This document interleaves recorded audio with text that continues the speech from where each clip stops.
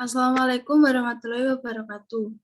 Di sini kami dari kelompok 2 akan mempresentasikan tugas e-bisnis pertemuan ke-12. Sebelumnya perkenalkan untuk judul jurnalnya adalah implementasi TOTP Time Based One Time Password untuk meningkatkan keamanan transaksi e-commerce.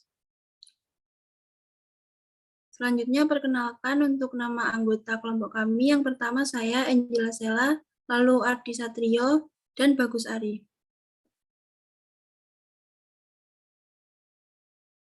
Materi pertama adalah algoritma.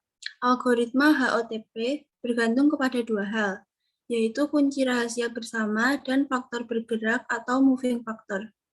Kunci rahasia bersama adalah sebuah string yang diketahui oleh kedua belah pihak. Sedangkan faktor bergerak adalah sebuah bilangan penghitung yang selalu bertambah apabila sebuah transaksi dilakukan. Algoritma ini bersifat event-based, artinya setiap kali OTP baru dihasilkan, faktor bergerak akan bertambah. Maka password kemudian dihasilkan harus berbeda setiap kali. Algoritma ini menggunakan HMAC-SHA-1. HMAC adalah salah satu tipe dari Message Authentication Code yang berbasis fungsi kriptografi hash satu arah. MAC sendiri adalah fungsi satu arah yang menggunakan kunci private dalam pembangkitan nilai hash. Seperti fungsi MAC yang lain, HMAC ini digunakan untuk memeriksa integritas data dan autentifikasi dari sebuah pesan yang dikirimkan. Tapi di lain pihak tidak mendukung prinsip non-repudiation. Hal ini dikarenakan pemilikan kunci private yang bisa diketahui oleh beberapa orang, sehingga memungkinkan untuk mengetahui orang yang membangkitkan nilai hash yang sebenarnya. Next. Lalu selanjutnya adalah jenis penyerangannya. Berkaitan dengan keamanan transaksi mulai dari pembajakan kartu kredit. Pembajakan kartu kredit ini adalah salah satu kejahatan yang merugikan. Akibatnya, tagihan kartu kredit akan membengkak, padahal transaksi yang dilakukan tidak sebesar itu. Kejahatan kartu kredit bisa dilakukan secara online dan offline. Lalu yang kedua adalah stock exchange fraud, juga dikenal sebagai penipuan saham atau penipuan investasi, adalah praktik penipuan di pasar saham atau pasar komoditas yang mendorong investor untuk membuat keputusan pembelian atau penjualan berdasarkan informasi palsu. Seringkali mengakibatkan kerugian dan melanggar undang-undang sekuritas. Selanjutnya adalah banking fraud, penipuan bank, penggunaan cara yang berpotensi ilegal untuk mendapatkan uang, aset, atau properti yang lainnya yang dimiliki atau dimiliki oleh lembaga keuangan, atau mendapatkan uang dari deposan dengan secara curang, menyamar sebagai bank atau lembaga keuangan lainnya. Selanjutnya adalah akses ilegal ke sistem informasi, hacking, perusahaan website, sampai dengan pencurian data. Untuk jenis pengamanannya adalah jenis pengamanan yang digunakan adalah menggunakan algoritma HOTP, HMAC Based One Time Password Algorithm. Materi selanjutnya akan disampaikan oleh Ardi.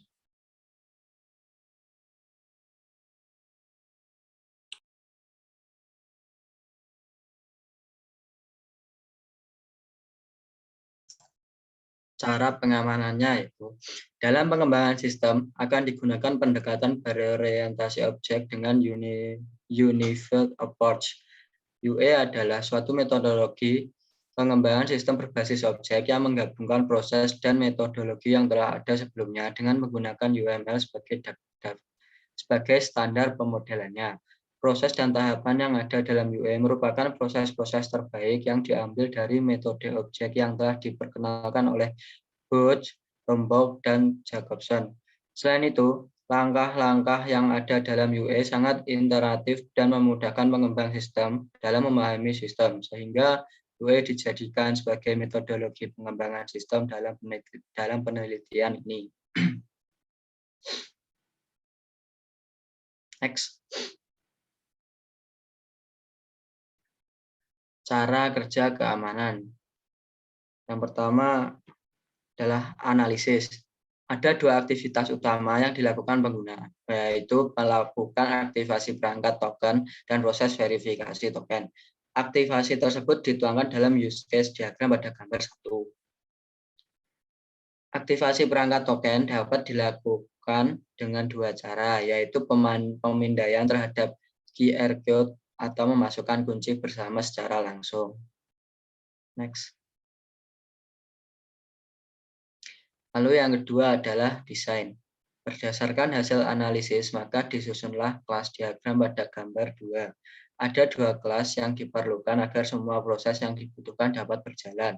Adapun kelas tersebut adalah TOTP Authenticator dan Base32 Static.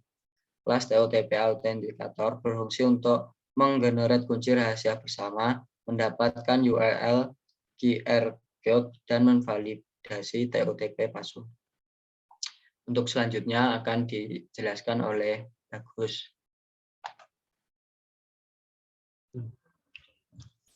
Untuk cara kerja keamanan selanjutnya adalah implementasi.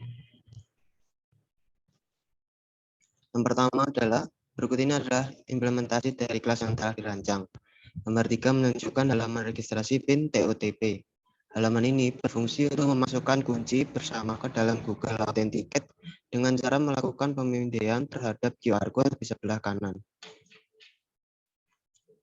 Apabila QR code telah dimasukkan, maka masukkanlah password TOTP yang ada di layar Anda dan tekan tombol aktivasi token. Untuk cara yang kedua adalah setelah PIN berhasil diregistrasikan, maka sistem akan mengirim SMS untuk melakukan aktivasi terhadap token yang telah terdaftarkan.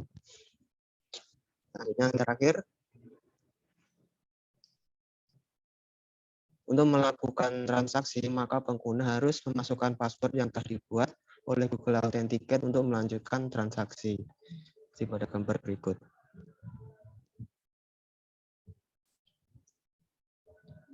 Sekian presentasi dari kelompok kami. Untuk kurang lebihnya mohon maaf. Wassalamualaikum warahmatullahi wabarakatuh.